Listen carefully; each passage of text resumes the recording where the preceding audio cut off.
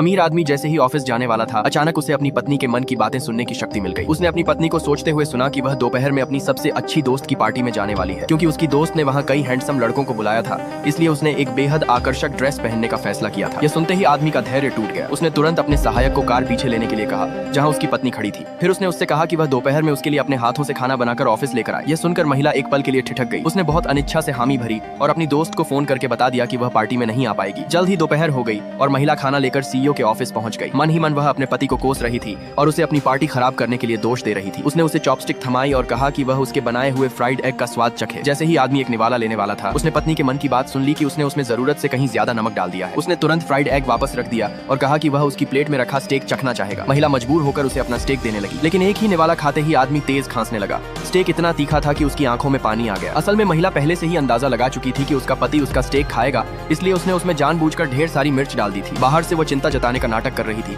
लेकिन अंदर ही अंदर बहुत खुश थी। इसके बाद आदमी ने उसकी बनाई कोई भी चीज खाने की हिम्मत नहीं की और कह दिया कि अब उसे उसके लिए खाना बनाने की जरूरत नहीं है। अपनी शरारतों का मौका खोना नहीं चाहती थी, इसलिए महिला ने जल्दी से कहा कि पति के लिए खाना बनाना उसकी जिम्मेदारी है। लेकिन आदमी ने साफ कह दिया कि उसका खाना बहुत खराब बनता है। फिर उसने समझाया कि कंपनी इन दिनों बहुत व्यस्त है और उसे अक्सर देर रात तक काम करना पड़ता है, इसलिए वह चाहता है कि वे अलग अलग कमरों में सोएं ताकि उसकी पत्नी की नींद खराब न हो। ये सुनते ही महिला ने तुरंत मना कर दिया, क्योंकि वह अकेले नहीं सोना चाहती थी। असल में उनकी शादी सिर्फ एक बिजनेस मैरिज थी। शादी को 1 साल हो चुका था, लेकिन उसके पति ने हमेशा उससे दूरी बनाए रखी थी। महिला केवल तभी उसके करीब जाने की हिम्मत करती थी जब वह सो जाता था। वह चुपके से उसके मजबूत शरीर को देखकर अपने मन को तसल्ली देती थी। उसके मन की यह बात सुनकर आदमी अलग कमरे में सोने के अपने फैसले पर और भी अडिग हो गया। पति का मन बदलने के लिए महिला ने उसकी माँ को सारी बात बता दी। जैसा उसने सोचा था, उसकी माँ तुरंत नाराज हो गई और बेटे को आदेश दिया कि वह अपनी पत्नी से अलग कमरे में नहीं सोएगा। उन्होंने कहा कि उनकी सभी सहेलियों के नाती पोते हैं, लेकिन उन्हें अभी तक दादा दादी बनने का सुख नहीं मिला। आदमी ने जवाब दिया कि कंपनी इस समय विकास के बेहद महत्वपूर्ण दौर से गुजर रही है और वह अगले 3 साल तक बच्चे नहीं चाहता। यह सुनकर उसकी माँ और भी गुस्सा हो गई। उन्होंने कहा कि उसके पिता भी हमेशा पैसे कमाने में लगे रहते थे और परिवार की उपेक्षा करते थे। यहाँ तक कि उन्हें शक होने लगा कि कहीं उसके बेटे की कोई दूसरी महिला तो नहीं है, जिसकी वजह से वह अपनी पत्नी के साथ इतना ठंडा व्यवहार करता है। अपनी माँ को और ज्यादा गलतफहमी में पड़ने से रोकने के लिए